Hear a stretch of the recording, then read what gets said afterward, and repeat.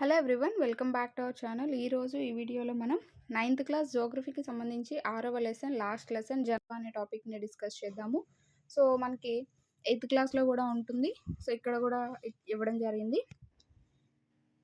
So video అయితే start చేసేద్దాం. దానికన్నా ముందు మీరు ఎవరైనా ఈ ఛానల్ ఫస్ట్ టైం చూసినట్టయితే సబ్స్క్రైబ్ చేసుకోండి, పక్కనే ఉన్న బెల్ ఐకాన్ని ట్యాప్ చేయండి. దీని ద్వారా నేను ఏ లేటెస్ట్ వీడియో అప్లోడ్ చేసినా అది మీ వరకు వస్తుంది. మీరు ఏ వీడియో కూడా మిస్ కాకుండా అయితే యూస్ చేయొచ్చు. అలాగే డిస్క్రిప్షన్లో ఈ టెక్స్ట్ బుక్స్ని డౌన్లోడ్ చేసుకుని లింక్ ఇస్తాను. సో అక్కడ నుంచి మీరు డౌన్లోడ్ చేసుకోవచ్చు. అలాగే యాప్ యొక్క లింక్ కూడా ఇస్తాను.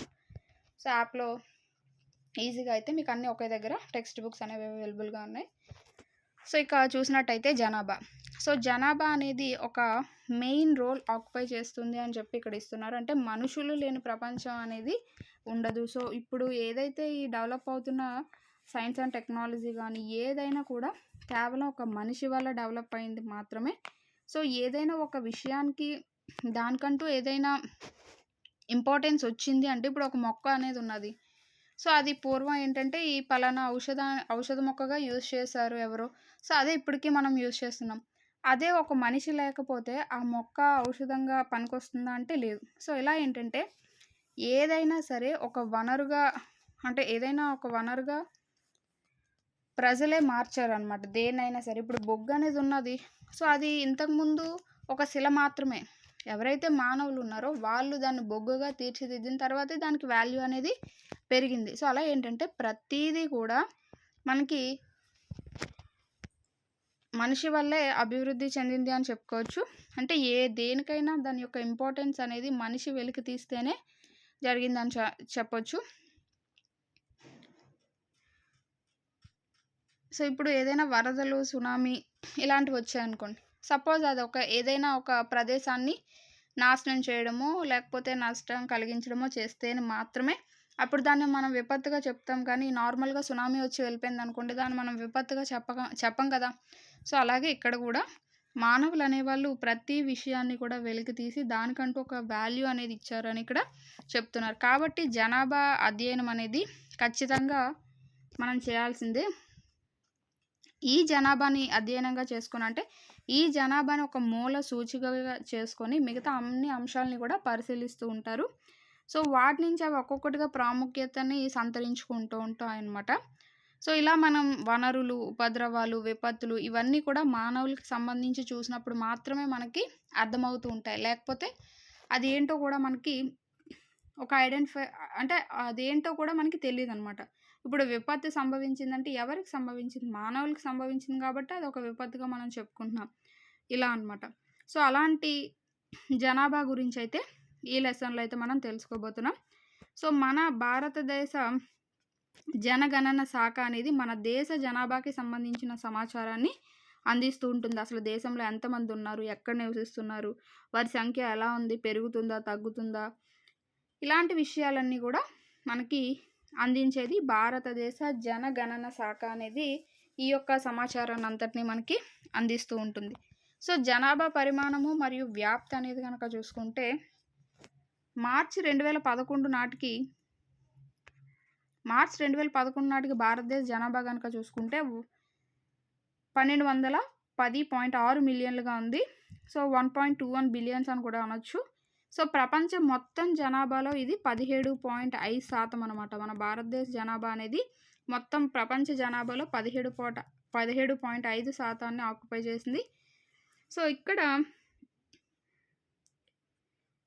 ఈ 1.21 బిలియన్ల మంది ప్రజలు కూడా ప్రపంచ విస్తీర్ణంలో 2.4%గా ఉన్నారనమాట. అంటే ఈ మన భారతదేశం యొక్క విస్తీర్ణం కనుక చూసుకుంటే 3.28 మిలియన్ చదరపు కిలోమీటర్లు కదా. సో అది మొత్తం ప్రపంచంలో చూసుకుంటే 2.4%గా అయితే ఉన్నారు. 2011 జనాభా లెక్కల ప్రకారం 199 మిలియన్ల జనాభా కలిగి ఉత్తరప్రదేశ్ అనేది భారతదేశంలోనే అత్యధిక జనాభా కలిగిన రాష్ట్రంగా ఉత్తరప్రదేశ్ ఉన్నది. ఎంత అంటే 199 మిలియన్లతో. ఆ తర్వాత ఈ ఉత్తరప్రదేశ్ అనేది మొత్తం దేశ జనాభాలో 16% అనేది ఆక్యుపై చేసింది అనమాట, ఓన్లీ ఉత్తరప్రదేశ్ అనేది. ఇంకొకటి చిన్నది ఏంటి అంటే సిక్కిం కేవలం 0.6 మిలియన్ జనాభాను మాత్రమే కలిగి ఉన్నది. అలాగే లక్షద్వీప్ కనుక చూసుకుంటే 64,429 మంది జనాభాను మాత్రమే కలిగి ఉన్నారు. సో భారతదేశంలో అత్యధిక జనాభా కలిగిన రాష్ట్రం ఉత్తరప్రదేశ్ అయితే అతి తక్కువ కలిగింది సిక్కిం రాష్ట్రం కింద మనం చెప్పుకోవచ్చు. నెక్స్ట్ భారతదేశ జనాభాలో దాదాపు సగం మంది కేవలం 5 రాష్ట్రాల్లోనే నివసిస్తున్నారట. అంటే భారతదేశ జనాభా ఒక 100% అనుకుంటే అందులో 50% ప్రజలందరూ 5 సిటీస్లోనే నివసిస్తున్నారు. అంటే 5 రాష్ట్రాల్లోనే నివసిస్తున్నారు. 28 రాష్ట్రాల్లో మనకి 5 రాష్ట్రాల్లో మాత్రమే నివసిస్తున్నారనమాట. అవి ఏంటంటే ఉత్తరప్రదేశ్, అలాగే మహారాష్ట్ర, బీహార్, పశ్చిమ బెంగాల్, ఆంధ్రప్రదేశ్. ఈ 5 రాష్ట్రాల్లోనే నివసిస్తున్నారు. మనకి భారతదేశంలో విస్తీర్ణ పరంగా చూసుకుంటే రాజస్థాన్ అనేది పెద్ద రాష్ట్రం అవుతుంది. సో ఈ రాజస్థాన్ అనేది విస్తీర్ణ పరంగా పెద్ద రాష్ట్రమే అయినప్పటికీ కూడా భారతదేశంలో ఉన్న మొత్తం జనాభాలో 5.5% మాత్రమే ఆక్యుపై చేసింది. అదే ఉత్తరప్రదేశ్ అయితే 16% ఆక్యుపై చేసింది. కానీ ఇది మాత్రం రాజస్థాన్ మాత్రం 5.5% ఆక్యుపై చేసినట్టుగా ఇక్కడ ఇచ్చారు. నెక్స్ట్ సో ఇక్కడ ఇంపార్టెంట్ కనుక చూసుకుంటే జనగణన అనేది కాలానుగుణంగా జరిగే కనుక చూసుకుంటే కాలానుగుణంగా జరిగే ఒక జనాభా లెక్కింపు అని చెప్పుకోవచ్చు. అంటే కొంత కాలానికి జరిగే జనాభా లెక్కింపుని జనగణన అని అంటూ ఉంటారు. ఫస్ట్ మన దేశంలో జనగణన అనేది 1872లో స్టార్ట్ చేశారు.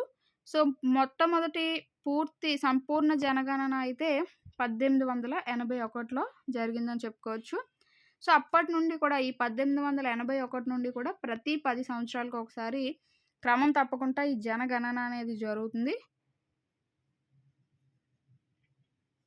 సో దీని ఆధారంగానే ప్రతి ఒక్క ఇన్ఫర్మేషన్ అనేది మనకి రిలీజ్ చేస్తూ ఉంటారు ఈ జనగణన ఆధారంగానే.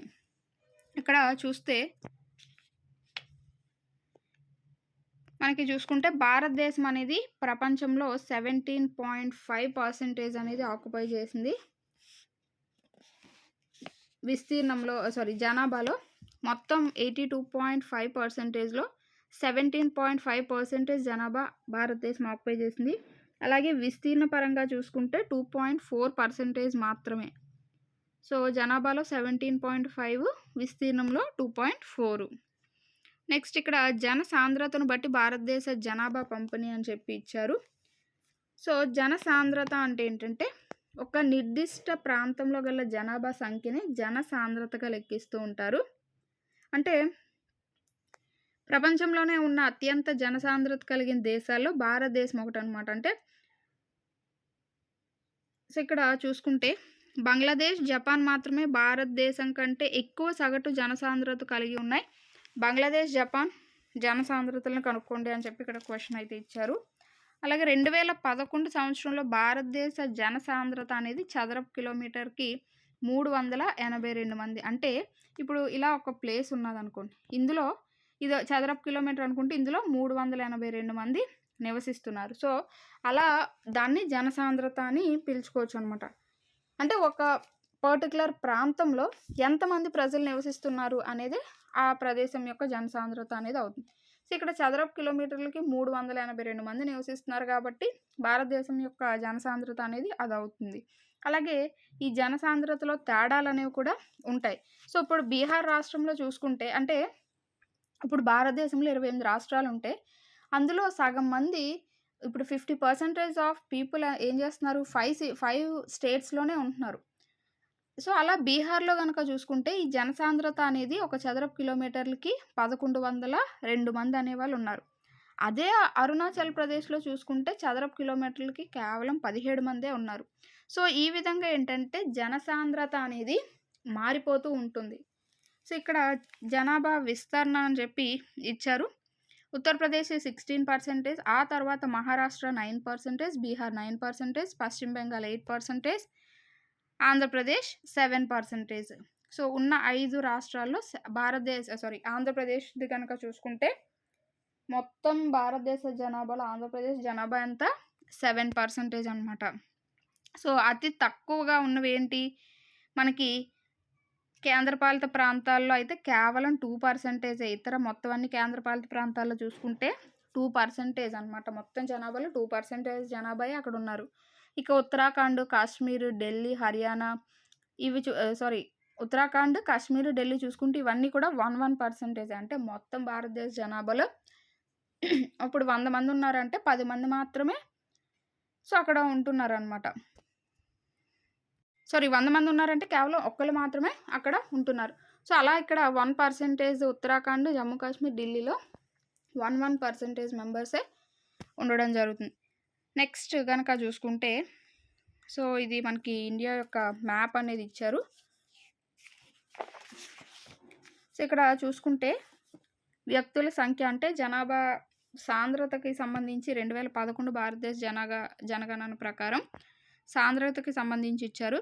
ఈ బీహారు, పశ్చిమ బెంగాల్ ఏవైతే ఉన్నాయో హర్యానాలో ఒక ప్రాంతంలో ఎక్కువ జనాభా అనేవారు ఉన్నారనమాట. అంటే 1001 అంతకన్నా ఎక్కువ జనాభా ఈ బీహారు, పశ్చిమ బెంగాల్ వాటిల్లో ఉన్నారు. తర్వాత 751 నుండి 1000 లోపు మంది ఎక్కడున్నారు అంటే ఈ ఢిల్లీ, ఉత్తరప్రదేశ్ ఆ ప్రాంతాల్లో ఉత్తరప్రదేశ్లో ఉన్నారు. ఢిల్లీ కూడా మనకి రెడ్ జోన్లోనే ఉంది. అంటే అక్కడ కూడా 1001 కంటే ఎక్కువ మందే ఉన్నారు అని చెప్పుకోవచ్చు. నెక్స్ట్ కనుక చూసుకుంటే ఈ ఉత్తరప్రదేశ్, కేరళ అనేది సెకండ్ ప్లేసు. ఆ తర్వాత 501 నుంచి 750లో చూసుకుంటే తమిళనాడు, అలాగే ఇక్కడ పంజాబ్, హర్యానా ఇవన్నీ కూడా. మిగతా వాటిల్లో 251 నుంచి 500 మెంబర్స్ అంటే ఒక చదరపు కిలోమీటర్కి 251 నుంచి 500 మెంబర్స్ ఎవరైతే ఉన్నారో ఆ రాష్ట్రాలు ఎక్కువగా ఉన్నాయి. ఒడిస్సా, జార్ఖండ్, మహారాష్ట్ర, కర్ణాటక, గుజరాత్, సో ఇక్కడ చూసుకుంటే అస్సాం ఇవన్నీ కూడా ఇవ్వడం అనేది జరిగింది. 2014 భారతదేశ 29వ రాష్ట్రంగా తెలంగాణ అనేది ఏర్పడింది. అలాగే 2019 8వ నెల 5వ తేదీన జమ్మూ కాశ్మీర్ రాష్ట్రాన్ని జమ్మూ కాశ్మీర్, లద్దాఖ్ అనే 2 కేంద్రపాలిత ప్రాంతాలుగా విభజించడం అనేది జరిగింది. సో అదే ఇక్కడ ఇచ్చారు. నెక్స్ట్ కనుక చూసుకుంటే ఒక చదరపు కిలోమీటర్కి 250 మంది కంటే తక్కువ జనసాంద్రత కలిగిన రాష్ట్రాలని గమనించమన్నారు.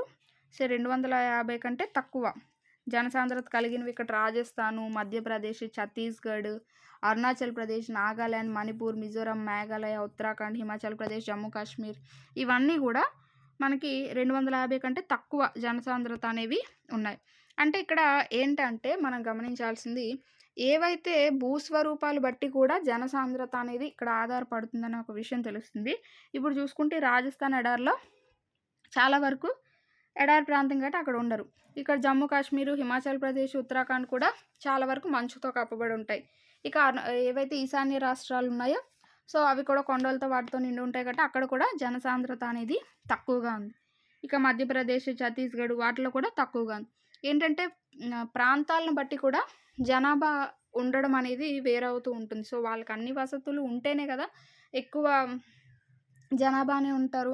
సో ఇప్పుడు బీహార్ కానీ, ఉత్తరప్రదేశ్ కానీ అవన్నీ కూడా గంగా బ్రహ్మపుత్ర మైదానాలు, పశ్చిమ బెంగాల్ కానీ సో కాబట్టి అక్కడ ఎక్కువ జనాభా ఉండడానికి అవకాశం ఉంటుంది.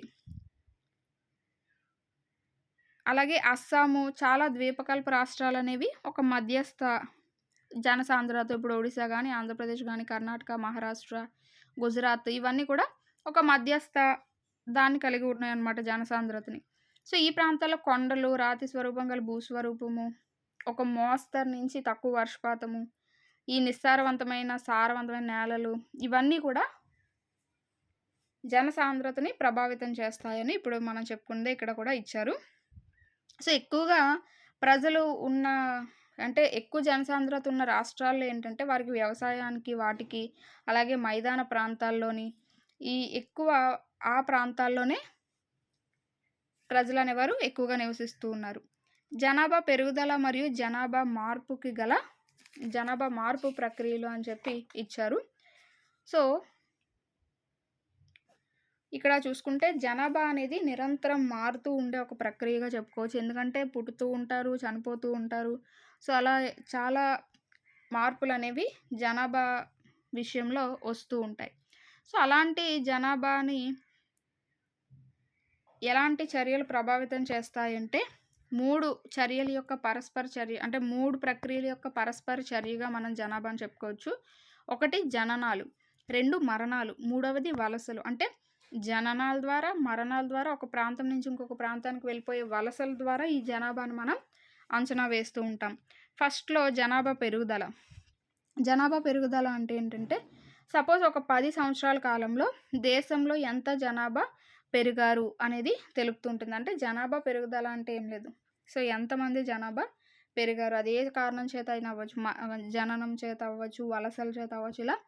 సో, జనాభా పెరుగుదలని సూచిస్తూ ఉంటుంది. సో, అయితే ఇక్కడ మనము 2 రకాలుగా జనాభా పెరుగుదలని చెప్తూ ఉంటాం. ఒకటి నంబర్స్‌లో, 2 శాతంలో. ఇంత శాతం పెరిగింది, లేదా ఇంతమంది పెరిగారని నంబర్స్‌లో చెప్తూ ఉంటాం, శాతాల్లో కూడా చెప్తూ ఉంటాం. సో, అలాగా ప్రతి సంవత్సరం కూడా ఏదైతే ఈ జనాభా ఏదైతే ఉంటుందో, సో, దాన్ని మనం స్థూల పెరుగుదల అని అంటామనమాట. ఇక్కడ చూడొచ్చు. సో, జనాభా ప్రతి సంవత్సరం పెరుగుతూ ఉంటుంది కదా! ఆ పెరిగిన మొత్తాన్ని మనం స్థూల పెరుగుదల అని అంటూ ఉంటాం. సో, ఇది ఎలా మనం క్యాలిక్యులేట్ చేస్తామంటే, ఇంతకు ముందున్న జనాభాని తర్వాత జనాభా నుండి తీసేయడం ద్వారా దీన్ని మనం లెక్కిస్తూ ఉంటామనమాట. సో, ఆ విధంగా జనాభా పెరుగుదల రేట్ అనేది మనం క్యాలిక్యులేట్ చేస్తూ ఉంటాం. జనాభా పెరుగుదల రేటు లేదా దశ మరొక ముఖ్యమైన అంశం అని చెప్పి ఇక్కడ ఇచ్చారు. నెక్స్ట్ కనుక చూసుకుంటే, ఇక్కడ ఒక ఎగ్జాంపుల్ ఇచ్చాడు. సంవత్సరానికి 2% పెరుగుదల రేటు అంటే ఒక నిర్దిష్ట సంవత్సరంలో మొత్తం జనాభాలో ప్రతి 100 వ్యక్తులకి 2 వ్యక్తులు పెరిగారని అర్థం వస్తుందన్నమాట. సో, దాన్ని వార్షిక వృద్ధి రేటుగా చెప్తూ ఉంటారు. అంటే ఒక సంవత్సరంలో ఇప్పుడు 100 మంది జనాభాకి ఒక 2 చొప్పున పెరిగారు. సో, అదే ఇక్కడ ఏమంటారంటే వార్షిక వృద్ధి రేటు అని చెప్పి అంటారు. అదే తగ్గిపోయారనుకో, సో, తగ్గుదలని అది సూచిస్తూ ఉంటుంది. ఇప్పుడు భారతదేశ జనాభా కనుక చూసుకుంటే 1951లో 361 మిలియన్లు ఉంటే 2011 నాటికి అది 1210 మిలియన్లకి పెరుగుతూనే వచ్చిందనమాట. ఎక్కడ కూడా తగ్గలేదు. సో, ఇక్కడ చూసుకుంటే 1951లో 1.25% వృద్ధి రేటు ఉంది. 1961లో 1.96, మళ్ళీ 1971లో 2.20, 1981లో 2.22, 1991లో 2.16, 2001లో మళ్ళీ తగ్గింది 1.97, మళ్ళీ 2011లో తగ్గింది 1.64%గా వార్షిక వృద్ధి రేట్ అనేది ఇక్కడ ఇవ్వడం జరిగింది. సో, ఈ గణాంకాల ప్రకారం చూసుకుంటే మనకి ఈ ఏదైతే పెరిగి 1951 నుంచి 1981 వరకు కూడా, సో, ఇక్కడ వరకు కూడా 2.16 వరకు కూడా 2.22 వరకు కూడా నెమ్మదిగా పెరుగుతూనే వచ్చింది. ఆ తర్వాత కొంచెం అప్ అండ్ డౌన్స్ అనేవి అవ్వడం జరిగింది. నెక్స్ట్ చూసుకుంటే 1981 నుండి మనకి ఏమైంది, కొంచెం కొంచెంగా క్షీణిస్తూ వచ్చిందనమాట. ఇక్కడ చూడొచ్చు. మనం 2.22 నుంచి 2.16కి వచ్చింది. తర్వాత 1.97, తర్వాత 1.64, ఇలా మళ్ళీ 1981 నుంచి కూడా కొంచెం కొంచెంగా తగ్గుతూ రావడం అనేది జరిగింది. సో, ఇక్కడ జననాల రేట్లు అనేవి ఆ ఇయర్స్లో ఏమైందంటే జననాల రేట్లు అనేవి ఒక్కొక్కటిగా తగ్గుకుంటూ వచ్చాయి. సో, దానివల్ల జనాభా పెరుగుదల అనేది తగ్గింది. అయితే 1991 సంవత్సరంలోనే 182 మిలియన్ల మంది మొత్తం జనాభాకి జోడించబడ్డారట. అంటే 1990లో ఒకసారి 182 మిలియన్ల మంది యాడ్ అయ్యారని చెప్పి చెప్తూ ఉన్నారు. నెక్స్ట్ కనుక చూసుకుంటే, భారతదేశం చాలా ఎక్కువ జనాభాను కలిగి ఉందని చెప్పి ఇచ్చారు. అలాగే ఎక్కువ జనాభాకి వార్షిక రేటును వర్తింపజేసినప్పుడు ఇది ఎక్కువ నిర్దిష్ట పెరుగుదలను చూపిస్తుంది. 1 బిలియన్ కంటే ఎక్కువ మంది ప్రజలు తక్కువ రేటుతో పెరిగినప్పుడు జోడించబడుతున్న మొత్తం సంఖ్య చాలా పెద్దదిగా మారుతుంది. సో, ఇక్కడ ఏమంటున్నారంటే మనకి ఇక్కడ పైన వార్షిక వృద్ధి రేట్ చూసినప్పుడు 1.25 ఇలా పాయింట్స్లో చాలా తక్కువగా కనిపిస్తుంది. వృద్ధి రేట్ అనేది చాలా తక్కువగా కనిపిస్తుంది. కానీ అది సంఖ్యా రూపంలో చూసుకుంటే కనుక, జనాభా సంఖ్యా రూపంలో కనుక చూసుకుంటే చాలా ఎక్కువగా కనిపిస్తుంది అని చెప్పి చెప్తున్నారు. ఎందుకంటే భారతదేశ జనాభా ఎక్కువ ఉంది కాబట్టి, సో, బిలియన్స్లోని వాటిల్లో ఉంది కాబట్టి, సో, మనకి అక్కడ 1% అయినా సరే చాలా ఎక్కువ జనాభా యాడ్ అయిపోతూ ఉన్నారు ప్రతి ఇయర్. మధ్యకాలంలో భారతదేశ జనాభా వృద్ధి రేటు అని చెప్పి ఇచ్చారు. సో ఈ విధంగా మ్యాప్‌లో ఇక్కడ కూడా భారతదేశ జనాభా 1901 నుంచి 2011 వరకు ఏ విధంగా పెరిగిందనేది ఇచ్చారు. సో ఇక్కడ 2045 నాటికి భారతదేశం చైనాను అధిగమించి ప్రపంచంలో అత్యధిక జనాభా కలిగిన దేశంగా అవతరిస్తుంది అని కూడా ఇక్కడ చెప్పారనమాట. ఎప్పటికీ 2045 నాటికి భారతదేశ జనాభా అనేది చైనాను దాటేస్తుంది అని చెప్పారు. అయితే ఇక్కడ జనాభా మార్పు పెరుగుదల ప్రక్రియలు, అసలు పెరుగుదల అనేది ఎందుకు సంభవిస్తుంది జనాభాలో అని అంటే, సో ముందే చెప్పుకున్నాం జనాభాలో మార్పు ఎందుకు వస్తుంది. 1 జనన రేట్ల వల్ల, 2 మరణాల రేట్ల వల్ల, 3వది వలసల వల్ల. సో ఇక్కడ జనన రేటు మరణ రేటు మధ్య ఉన్న వ్యత్యాసాన్ని జనాభా పెరుగుదలగా మనం చెప్పుకోవచ్చు.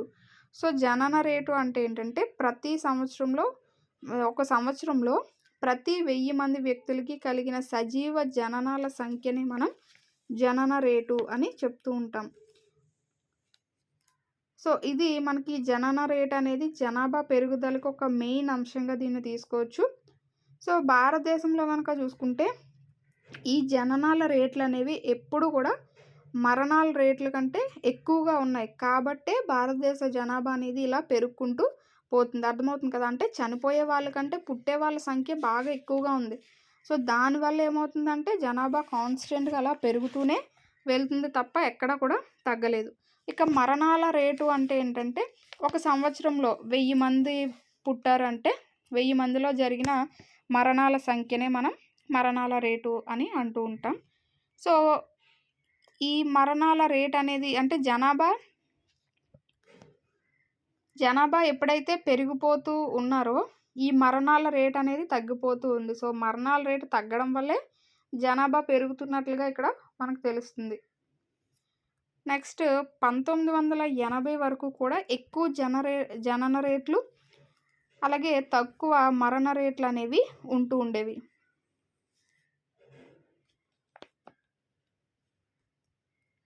సో ఈ 1980లో ఏమైందంటే ఎక్కువ జనన రేట్లు ఈ తక్కువ మరణ రేట్లు ఈ రెండింటికి మధ్య ఈ 2 అంశాల మధ్య అంటే జనన రేట్లు మరణాల రేటు వీటి మధ్య ఎక్కువ గ్యాప్ అనేది తీసుకొచ్చేసింది.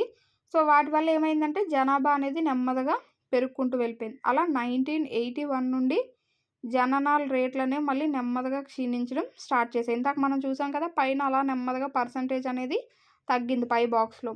సో ఆ విధంగా జనాభా పెరుగుదల అనేది మళ్ళీ పడిపోయింది. సో ఎందువల్ల అంటే చూద్దాం. ఇక్కడ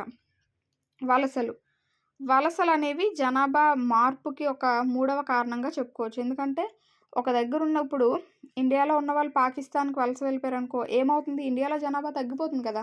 సో అదే 3వది అనమాట. ఇలా ఒక ప్రాంతం నుంచి ఇంకొక ప్రాంతానికి లేదా ఒక భూభాగం నుంచి ఇంకొక భూభాగంలోకి వెళ్ళిపోతున్నప్పుడు ప్రజలు వెళ్ళడాన్ని వలస అని అంటూ ఉంటారు. అది పని కొరకు అవ్వచ్చు, అక్కడ పరిస్థితులు వల్ల అవ్వచ్చు, ఏ విధంగా అవ్వచ్చు. అది మనకి అంతర్గతంగా ఉంటుంది, అంతర్జాతీయంగా ఉంటుంది. ఇప్పుడు ఆంధ్రప్రదేశ్ నుంచి ఒడిస్సాకి వలస వెళ్ళారనుకోండి అది అంతర్గత వలస అనేది అవుతుంది. ఆ దేశంలో ఏ ప్రదేశంలోకి వెళ్ళినా అది అంతర్గత అవుతుంది. అలా కాకుండా ఆంధ్రప్రదేశ్ నుంచి ఇప్పుడు జమ్మూ కాశ్మీర్ నుంచి పాకిస్తాన్ వెళ్ళిపోయారు అనుకోండి అదే అంతర్జాతీయ వలస అనేది అవుతుంది. అంటే దేశాల మధ్య వలస అనమాట. సో ఆ విధంగా ఉంటుంది. సో ఈ అంతర్గత వలసల వలన జనాభా ఏం మారదు. ఎందుకంటే ఇప్పుడు ఇండియాలో ఒక 100 మంది ఉన్నారు, ఆంధ్రప్రదేశ్లో 50 మంది ఉన్నారు. సో వాళ్ళు ఒడిస్సాలోకి 25 మంది వెళ్ళారు. ఇప్పుడు మొత్తం ఇండియా యొక్క జనాభా ఎంత అంటే 100 మందే ఉంటారు తప్ప ఇప్పుడు ఆంధ్రప్రదేశ్ నుంచి ఒడిస్సాకి, ఒడిస్సా నుంచి ఆంధ్రప్రదేశ్కి వెళ్ళారు కదా అని చెప్పి అక్కడ మారిపోదు. అదే ఇక్కడ ఆంధ్రప్రదేశ్ నుంచి 50 మంది పాకిస్తాన్ వెళ్ళిపోయారు అనుకోండి అప్పుడు ఇండియాలో జనాభా ఎంత అంటే 50 మందే అవుతారు. ఎందుకంటే వేరే దేశానికే ఏకంగా వెళ్ళిపోయారు కాబట్టి. సో ఇలా ఈ వలసలు అనేవి కూడా మనకి జనాభా విస్తరణని ప్రభావితం చేస్తూ ఉంటాయి. ఈ జనాభా పెరగడంలో కానీ తగ్గడంలో కానీ ఈ వలసలు మెయిన్ పాత్ర పోషిస్తూ ఉంటాయన్నమాట. అయితే ఇక్కడ వలసలకి కారణం ఏంటి అంటే భారతదేశంలో చాలా వరకు పేదరికం, నిరుద్యోగం ఇవన్నీ కూడా ఏంటంటే ప్రజల్ని అవకాశాలు వెతుక్కుంటూ ఒక ప్లేస్ నుంచి ఇంకొక ప్లేస్కి వెళ్ళేలాగా చేస్తూ ఉన్నాయన్నమాట. సో దానివల్లే నగరాల్లో ఎక్కువగా ఈ జనాభా పెరుగుదల అనేది కనిపిస్తూ ఉంటుంది. ఎందుకంటే గ్రామీణ ప్రాంతాల నుంచి పట్టణ ప్రాంతాలకు ఎక్కువగా వలసలు జరుగుతున్నాయి.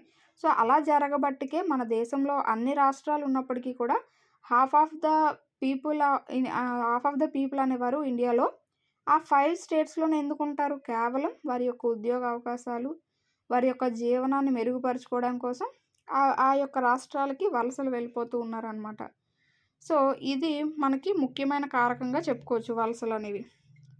అయితే ఇవి మనకి చాలా వరకు ఏం చేస్తాయంటే జనాభాను మార్చడమే కాకుండా వయస్సు, లింగ కూర్పు, అలాగే పట్టణ, గ్రామీణ జనాభా వీటన్నింటిని కూడా మార్చేస్తాయి. సో, ఇప్పుడు గ్రామీణ ప్రాంతాల్లో ఉన్నవాళ్ళు పట్టణ ప్రాంతాల్లోకి వెళ్ళిపోతే అక్కడ ఏమవుతుంది? గ్రామీణ జనాభా తగ్గిపోతుంది. పట్టణ జనాభా పెరిగిపోతుంది. ఇలాంటి వాటన్నింటిపైన కూడా వలసలనేవి ప్రభావం చూపిస్తూ ఉంటాయి. అలా 1951లో మొత్తం జనాభాలో 17.29% ఉన్న పట్టణ జనాభా 2011కి ఎంతకు మారింది? 31.80కి మారింది. అంటే ఎంత పెరుగుదల అనేది చూసుకోవచ్చు. నెక్స్ట్ కేవలం ఒక దశాబ్దంలో అంటే 2001 నుంచి 2011 మధ్యలోనే 1 మిలియన్ కంటే ఎక్కువ జనాభా గల నగరాల సంఖ్య అనేది 35 నుండి 53కి పెరిగిపోయింది. అంటే సో, ఈ 10 సంవత్సరాల్లోనే 1 మిలియన్ జనాభా ఏదైతే ఉన్న నగరాలు ఉంటాయో వాటి సంఖ్య అనేది ఇంతకుముందు 35 ఉండేది. ఈ 2001, 2011 మధ్యలో అది ఎంతకు పెరిగిపోయిందట? 53కి ఆ నగరాల సంఖ్య అనేది పెరిగిపోయింది. నెక్స్ట్ ఇక్కడ ఇంకొకటి ఏంటంటే కౌమార జనాభా. కౌమార జనాభా అంటే ఏంటంటే సో, భారతీయ జనాభా యొక్క అత్యంత ముఖ్యమైన లక్షణం ఏంటి అంటే దాని కౌమార జనాభా పరిమాణం. సో, భారతదేశం మొత్తం జనాభాలో 5వ వంతుగా ఈ కౌమార అంటే యంగ్‌స్టర్సే ఉన్నారనమాట. 5 వంతులు ఈ యంగ్‌స్టర్స్ ఉండడం వల్ల ఏంటంటే ఈ 10 నుండి 19 సంవత్సరాల వయసు మధ్య ఉన్న సమూహాన్ని మనం యుక్త వయస్కులుగా చెప్తూ ఉంటాం కాబట్టి వారే మన భవిష్యత్తుకి అత్యంత ముఖ్యమైన వనరులుగా కూడా చెప్తూ ఉంటారు. సో, వాళ్ళకి మంచిగా పోషకాహార అవసరాలు అవన్నీ అందిస్తూ వారి యొక్క ఎదుగుదలకి మనం సహాయపడుతూ ఉండాలి. కానీ ఎప్పుడైతే ఈ పిల్లలకి ఏంటంటే చాలా వరకు పోషకాహారం లోపము అవి రావడము వీటన్నింటికి కూడా దారితీస్తుందనమాట. ఈ భారతదేశంలో కౌమార దశలో ఉన్నవారికి చాలా మంచి ఆహారము అన్ని పోషకాలు అందించడానికి సరిపోవట్లేదు. సో, కాబట్టి ఏంటంటే పెద్ద సంఖ్యలో బాలికలు కానీ వీళ్ళందరూ కూడా రక్తహీనతతో బాధపడుతూ ఉన్నారు. సో, ఎంత డెవలప్ అయినా సరే వాళ్ళకంటూ తీసుకునే కేర్‌లో ఎలాంటి మార్పు అనేదైతే కనిపించట్లేదు. సో, యుక్త వయసులో ఉన్న బాలికలు తమకు ఎదురయ్యే సమస్యలపై అవగాహన కల్పించాలి అని చెప్పి ఇచ్చారు. నెక్స్ట్ అంటే మామూలుగా మనకి ఇండియాలో చాలా వంతు ఈ కౌమార జనాభాయే ఉన్నారు. అది మనకి ఫ్యూచర్‌లో చాలా మంచిది అలా కౌమార జనాభా ఉండడం. కానీ వాళ్ళని మనం కాపాడుకోలేకపోతున్నాం. చాలా సిట్యుయేషన్స్, చాలా పరిస్థితుల వల్ల వాళ్ళు అలా పోషకాహార లోపాలకి వాటికి గురవుతున్నారు. సో, వాళ్ళకి అలాంటి పరిస్థితిని తప్పించి మంచిగా చదువుకోవడానికి వాళ్ళని ప్రోత్సహించాలి అని చెప్పి ఇక్కడ చెప్తున్నారు. నెక్స్ట్ జాతీయ జనాభా విధానం అనేది గనక చూసుకుంటే సో, ఇక్కడ కుటుంబ ప్రణాళిక అనేది వారి యొక్క వ్యక్తిగత ఆరోగ్యాన్ని గానీ, సంక్షేమాన్ని గానీ మెరుగుపరుస్తుంది అని చెప్పి భారత ప్రభుత్వం ఏం చేసిందంటే 1950లో సమగ్ర కుటుంబ నియంత్రణ కార్యక్రమాన్ని ప్రారంభించింది. సో, వీటి వల్ల ఇప్పుడు ఒక భార్యాభర్తలు ఉన్నారంటే వాళ్ళు ఇద్దరు పిల్లల్ని పోషించుకునే శక్తిలో వాళ్ళు ఉన్నారనుకోండి. వాళ్ళు 4 పిల్లల్ని కన్నారనుకోండి. ఇక్కడ 4 పిల్లలు అన్యాయం తప్ప ఎవరికీ మంచి సదుపాయాలనేవి అందవు. అలా కాకుండా చక్కగా ఇద్దరు పిల్లలకి చూసుకుంటూ వాళ్ళని మంచి స్కూల్స్‌లో జాయిన్ చేసి చదివించుకుంటూ ఉంటే ఇలా ఏంటంటే ఇలా ఉండడానికి వారి యొక్క ఆరోగ్యపరంగా గానీ, సంక్షేమ పరంగా మంచిగా ఉండడానికి ఈ కుటుంబ నియంత్రణ కార్యక్రమాన్ని స్టార్ట్ చేశారు. సో, తల్లిదండ్రులు అనేవారు ఒక బాధ్యతగా ఉండి చేయడానికి ఈ యొక్క కార్యక్రమం అనేది స్టార్ట్ చేశారు. సో, జాతీయ జనాభా విధానం 2000 సంవత్సరంలో అనేక సంవత్సరాల ప్రణాళికాబద్ధమైన ప్రయత్నాలన్నింటినీ కలిపి ఒక చట్టాన్ని రూపొందించారట. ఏమనంటే 14 సంవత్సరాల వయసు వరకు ఉచిత మరియు నిర్బంధ పాఠశాల విద్యను అందించడం అనేది, అలాగే శిశు మరణాల రేటుని ప్రతి 1000 మంది సజీవ జనాలకు 30 కంటే తక్కువకి తగ్గించడం. అంటే ఇప్పుడు 1000 మంది పుట్టారు అంటే వాళ్ళల్లో చనిపోయే రేట్ అనేది 30కి తక్కువకి తగ్గించాలనమాట. అంటే వారికి మంచి ఆరోగ్య సదుపాయాలు వాటిని అందించాలి. టీకాలివ్వాలి. వ్యాధులు రాకుండా పిల్లలకి మంచి టీకాలిచ్చి రోగనిరోధక శక్తిని పెంచే వాటిని అందించడము.